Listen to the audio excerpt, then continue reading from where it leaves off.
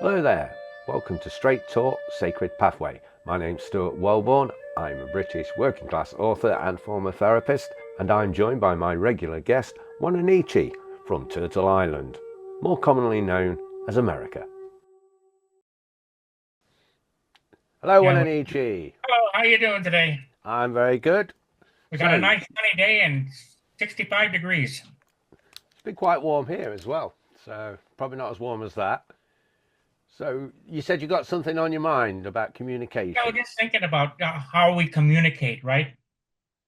And sometimes when we communicate, we misunderstand and we never basically try to clarify it. And there was a story that basically about this indigenous elder. He was known for his horse breeding. He had some of the best horses in the state. So this one guy went to him and said, I heard that you have some of the best horses in the state. And the elder said, yes. He said, that's what I've been told. He said, well, I want to buy a horse. He said, okay, let me go get my jacket and we'll go out in the pasture. The guy said, no. He said, I'll go and look. He said, I'm an ex-cavalryman. He said, I know my horses. He said, so I'll go and pick it up and I'll bring it back. So the elder said, okay. So he went out, he was gone for about an hour, and he came back with this horse. He said, see, Chief, look at this real good horse here. The old elder looked at him and said, he don't look too good. And the guy, what do you mean? He said, I'm an ex-cavalryman. I know my horses, and this is a fantastic horse. Look at his hind legs for taking off, and his front legs for climbing. He's a fantastic horse. He's about 4 years old. He said, I want to buy him. Old elder said, hey, he don't look too good. Oh, you don't know your horses, he said. So he paid the guy and he left. About 3 days later, he came back and he looked at the elder. He said, you sold me a blind horse. The elder said, I told you he don't look too good.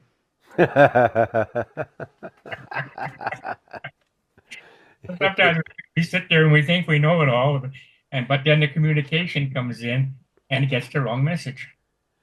Yeah, that's an interesting thing because in the West, I'm trying to get this the right way around. Responsibility for communicating is on the person speaking, whereas if you go to countries like Japan, communication, when you say something, the responsibility falls upon the listener to understand. Uh, so in Turtle Island, indigenous people was yours. Who was responsible for communication there then? You know, well, I mean, like when you take Japan for a minute, Japan basically starts outside the circle and draws everything in until they finally get to a point for agreement. Whereas in the United States, it starts in the middle and goes out. So again, we have to understand how cultures do. It's just like English is a backwards language. And other countries basically go from left to right. And in America, they go from the right to left. From the right to the left? Yeah. When they explain things. Oh, I see. I thought you was on about reading. I was going to say, no wonder you. So again, we all have different forms of communication, but we have to sit down and we need to understand where each person is coming from. And then once we can understand what they mean and then what you mean, then you can have good communication. Yeah, that was the point I was trying to make, though. Not how America is now, but back in before the Europeans had come over, shall we say, the indigenous people of America. If you were communicating with someone, who was responsible for making sure the message was understood? The person speaking or the person listening? Yeah. I was just looking at something too. I know I really do miss Russell Means. I mean, we used to have some pretty good conversations. And they had a thing on Facebook where President Trump is saying, we're going to get rid of all the immigrants. Then they show a picture of Russell Means saying, I'll help you pack. I don't know who this Russell Means is.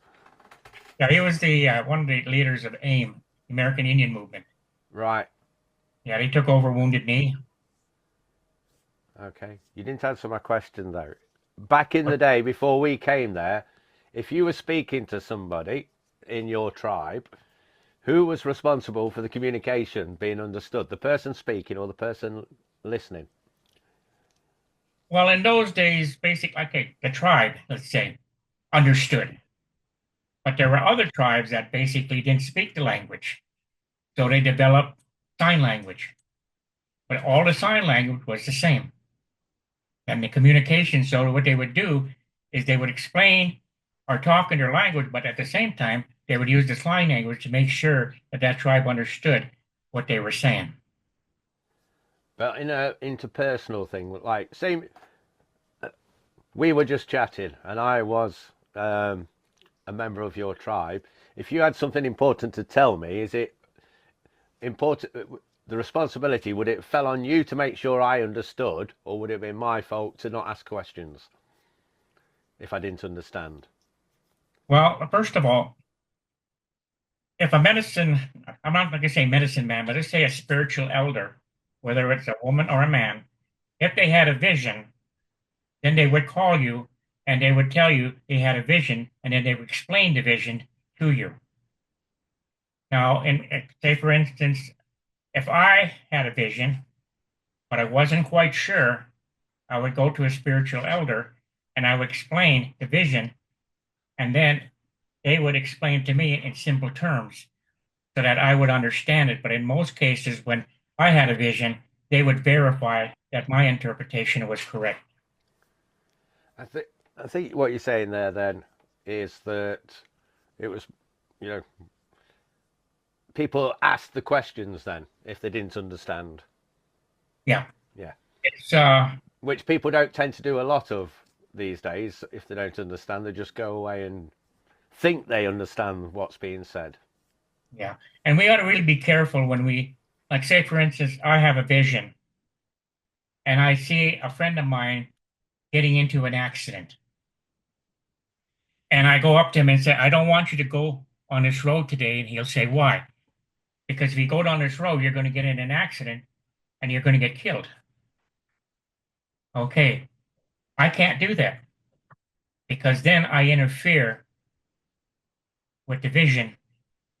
All I can say is that to the friend, say, just have a funny feeling. Would you go down, take a different route when you go home today? Now, he has the freedom of choice. Mm-hmm. He can either go the same way he was going to go home, or he can basically adhere my explanation to him and take a different road and avoid it. Because once we interfere by actually telling somebody exactly the way we see it, it can come back on us. Right. That reminds me of something that happened to me 25 years ago. And I want to ask your opinion what you think this was then. I'd been to America actually to see my friend, and I'd just come back, and at the time I was a taxi driver. Now over here, if you're a taxi driver, when you've got passengers in the car, you don't have to wear your seatbelt. But in between journeys, you're meant to wear your seatbelt. Yeah. Yeah. Now, generally speaking, we just didn't bother. We just never wore a seatbelt.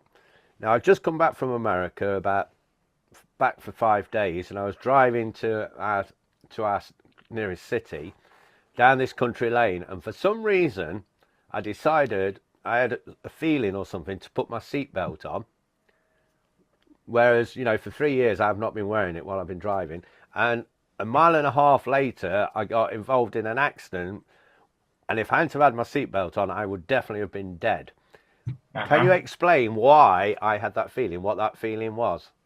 Okay, sometimes you can have like a premonition of something going to happen, but in your case, you have a life force energy, and your life force energy actually left your body and went ahead and seen the accident that was going to happen, and then came back and warned you. Ah, And you put the, but you made the choice of putting on the seatbelt.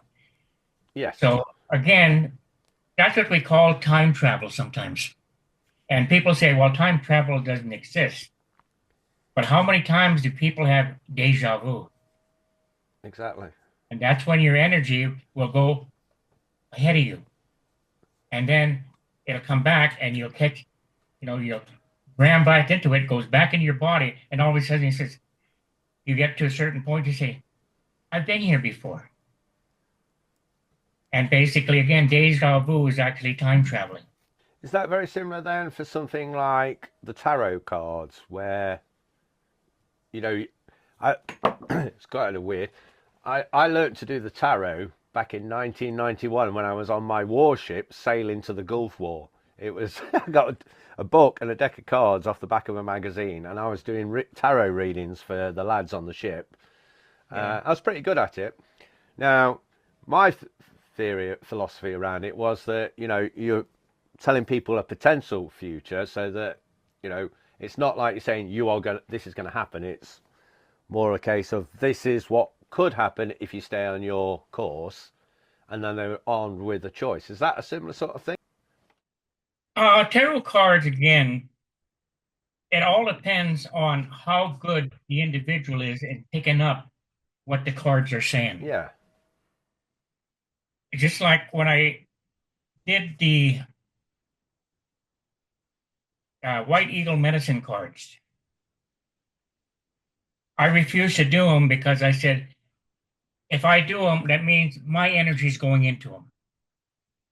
And I said, I'll interpret it the way I feel. So I refused 3 times until I was sitting over in Middle Piccadilly, and they had trees that surrounded the area. And all of a sudden, I went into vision, and I seen animals walking out of the trees. And the mother grizzly bear, looked at me and said, "Are you going to do the cards?" I said, "No." They said, "Why? How are we supposed to help the human beings if we don't come out?" I said, "Because if I do the cards, I'm putting my energy, my interpretation into them."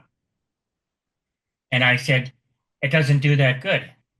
So the mother bear looked at me and said, "What if we put our energy into the cards?" I said, "I'll do the cards."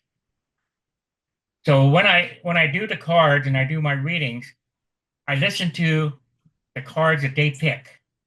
But each animal will communicate with me, and that they will tell me what the card is saying to that individual.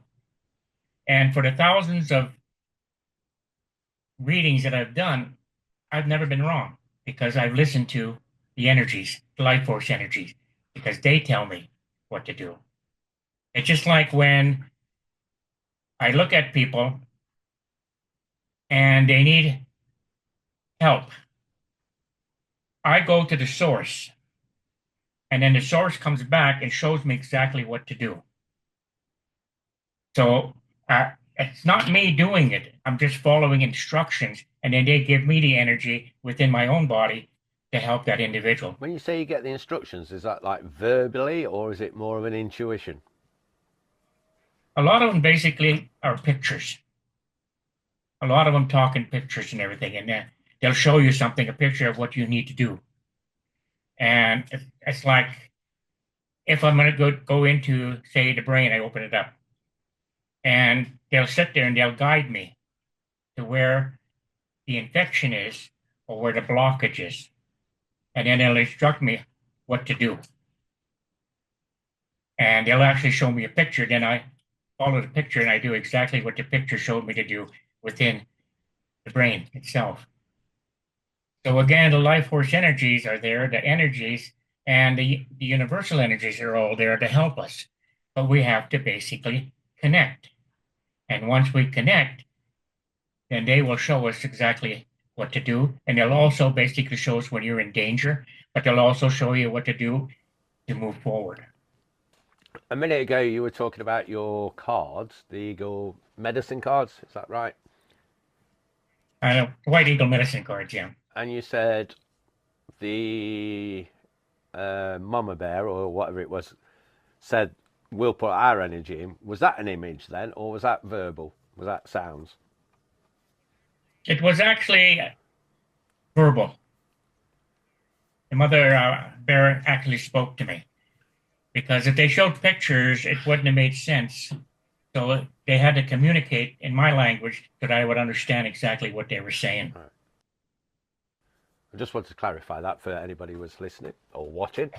Um, Communication was what we started on, so I thought we might stick with that. And social media. What's your thoughts on social media to start with before we get into communication? Social media, unfortunately, about 90% BS Mm-hmm. because they people want to get things out, but yet they don't do any research. And every time you turn on social media, they say, "Oh, this will cure this. This will cure that," and it doesn't. They're just basically again looking for money, Yeah. a product that basically doesn't do a dang thing.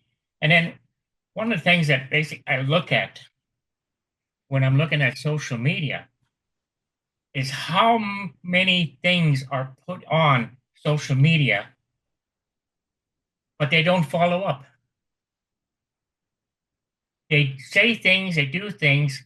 It's just like when you turn on Facebook, you see a lot of Native American things that, again, don't exist, but a lot of indigenous stuff. And then rather than following through and saying, okay, in order for us to create a message to people so that they will go beyond just looking at a picture and say, okay, let's get back to what they're saying. Let's go back and recreate an atmosphere that will bring that particular information into reality. Okay. That probably does kind of lead into where I was going with this. Communication, a lot of it on social media is highly politicized, and I, there's people on the right who aren't extreme, and there's people on the left who aren't extreme, but there are extremes on both sides. Mhm.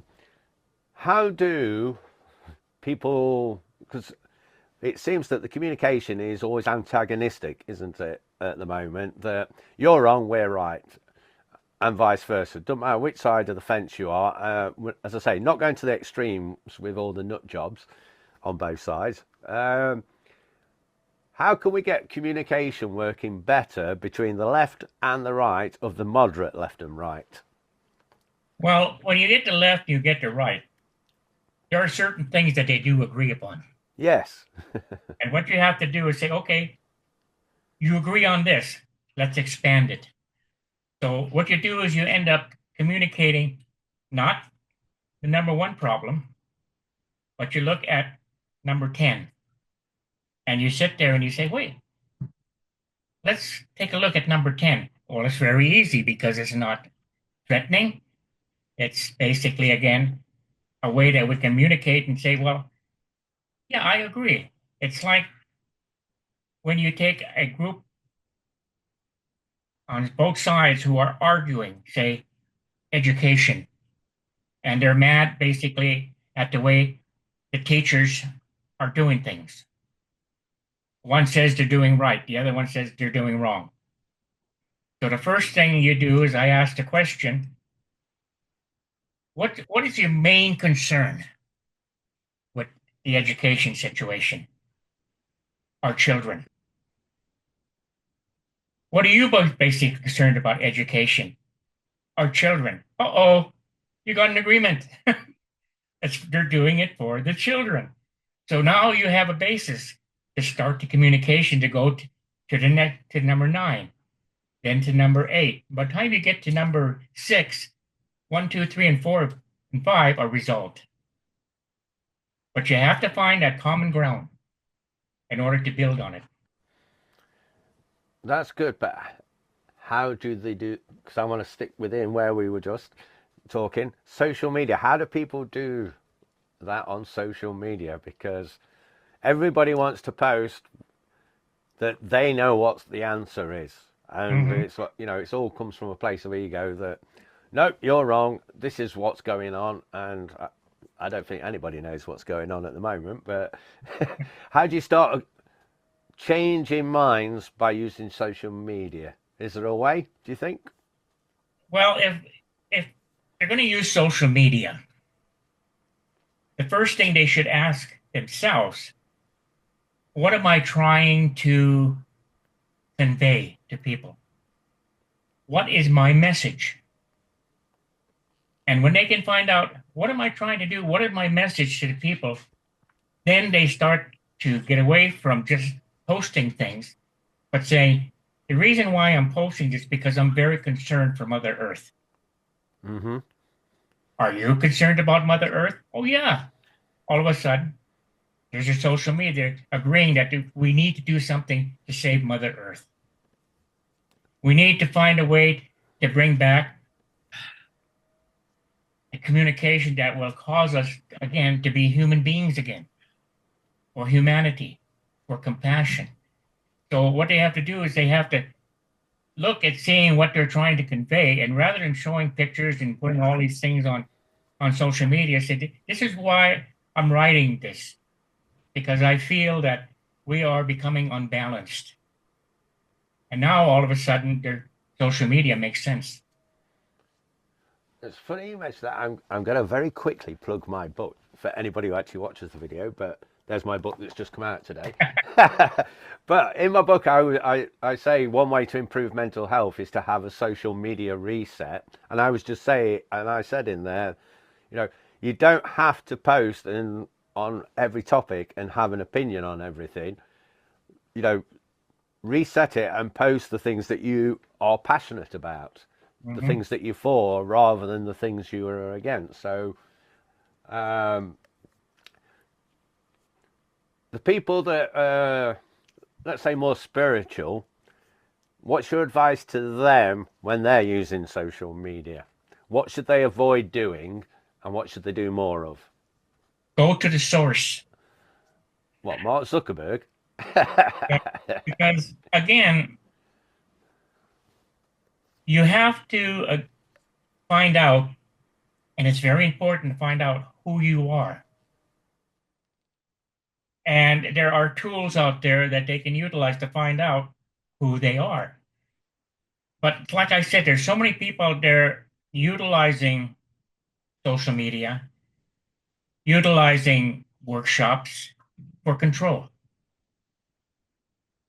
How many people there around the world do ceremonies and don't know the meaning or the reason for that ceremony? They just like to get together with people and say, oh, we belong to this group. But they never realize what the essence of the ceremony itself is. They forget. And remember when we talked about the fire? We have a lot of people doing the fire ceremonies. Do they actually know what the fire is and why it's there and why we do it? Because there are energies within the fire, and they will reveal themselves if you concentrate on the fact that and ask the question, where are you? Who are you? And the fire itself represents, again, like I spoke on one of the other telecasts, the fact that the fire represents home. Because once we leave, we become energy. Energy is heat. So when we laugh sometimes when we say the way religion describes hell, when in reality, heaven is heat, not hell. And hell was invented to scare people. Yeah. And I remember when I was talking to people from different religions, they finally admitted that the devil in hell basically were invented. And sometimes we have to look at another subject matter is emotions. You can't get rid of emotions. They're part of your essence. I had a Tibetan monk. We were in a workshop, and I said, well, we can never get rid of emotions. And I said, there's love, and there's anger, and there's quite a few other ones. And the monk got there and says, I got rid of my anger. I said, you did. I said, but anger is an emotion, and it's part of us. No, I'm sorry, I disagree with you. He said, I got rid of my anger. I don't have anger anymore. I'm at peace. So I said, well, I'm good. You have your opinion, and I respect that opinion. So we'll just leave it at that. We went into a Mother Earth Lodge. And when we came out of the Mother Earth Lodge, he was the angriest person I ever seen. Really? He was cussing, he was swearing, and he looked at me, he said, you caused me to have anger. And he left. And about a week later, he called me. He said, I guess I didn't get rid of my anger, did I? But, emotions are part of us. We have to learn to control. That's why I always say, when you get angry, and say, for instance, you have a dispute with your children, with your wife, with your father and mother, you react in a vengeful way because you want to hurt them, because they hurt you. But what they don't realize is that when you're angry, you say things that you cannot take back. Mm-hmm. And it ruins relationships. So I was told a technique that you utilize. When you get angry, think of something very funny, and the anger goes away.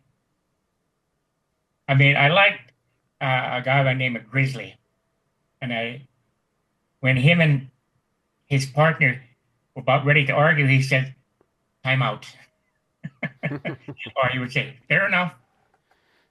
And that one I like the best is, "You're doing my head in."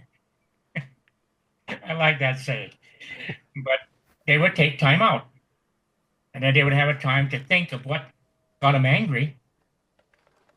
And then they say, well, is it worth it to get the other person that angry?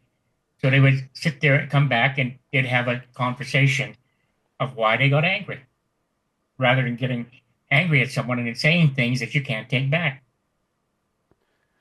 It's kind of weird you say that, because earlier today when I was preparing for this, I was thinking, right, we've not had anybody send any questions in yet, so what shall we talk about tonight? What shall I put to Wa-Na-Nee-Che? And this afternoon, I had to talk with work over a complaint or something, and it absolutely ruined my afternoon, and I was agitated and angry about that. And I thought, that's a good question to put to Wa-Na-Nee-Che. If you're irritated by something, even though I know that irritation is something internal that comes from me, it's not the external event, it doesn't stop the fact that it kind of is related in some sense. We all, everybody, maybe not you, but everybody else can get triggered and angry when somebody pushes your buttons.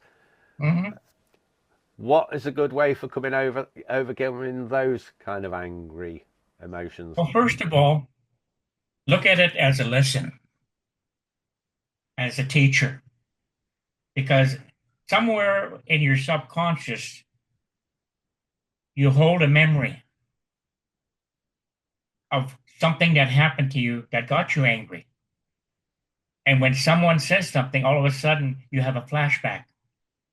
And that anger that you once had when it happened comes forward. But people need to say, wait a minute, why am I angry? And go back and see what caused the anger in the first place and cure it at that particular point.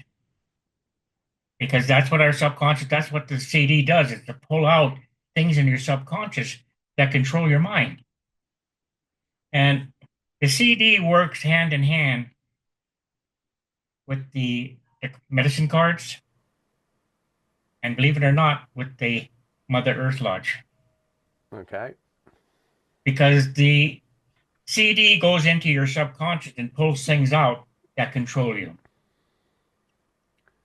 The cards verify what you went when you went into your vision. And the cards can be utilized again to reinforce that you have this particular problem. The Mother Earth Lodge basically helps you to let go. For listeners, because you mentioned your CD, well, viewers, should I say, this is the CD because I found my one. Yeah, that's the original one, and then the new one basically is we call it the journey. Right. Just for, obviously, some people won't have seen that. I was holding up a CD for listeners called Journey to Spirit. There's going to be a new version. As I mentioned to you, because we talked about mentioned the CD, I think it was last week, and then I said to you after the call, well, not many people have CD players now. Mm-hmm. Are we going to make it available as an MP3 that people can download then? Yeah, once we get the website up and everything, we can do that. Yeah. It'll be a lot more easier too. I don't know if we can do the book or not. We'll worry about the book later because we are coming up to time now. But for those listening, the meditation that Wa-Na-Nee-Che was just mentioning will be available very soon. I'm working on the website, and I would imagine in the next couple of weeks we should have it available for people to buy and download then. Any final thoughts before we close? Yeah. First of all, have them check out the Hopi prophecies, because it'll show them that there are two worlds that we can choose from. And people, I can't tell people what to do. They have the freedom of choice, in which the Creator gave us freedom of choice. So it's going to be up to them, not up to me, but up to them to make a commitment to themselves.